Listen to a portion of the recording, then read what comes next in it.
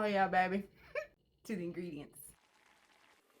And then add them to a blender. To this, you're gonna add kosher salt, cumin, lid it, and then we're gonna puree it till it's smooth.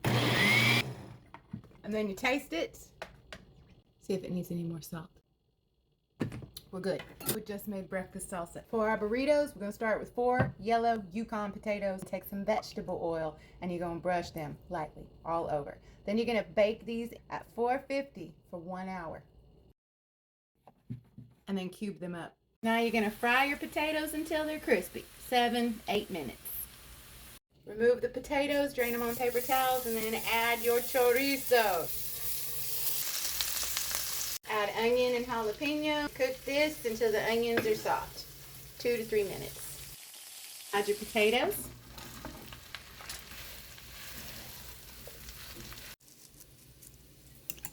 Beat up some eggs. Cook away. Last but not least, 2 tablespoons of freshly chopped cilantro. Go on and make your plate, baby. That'll do it.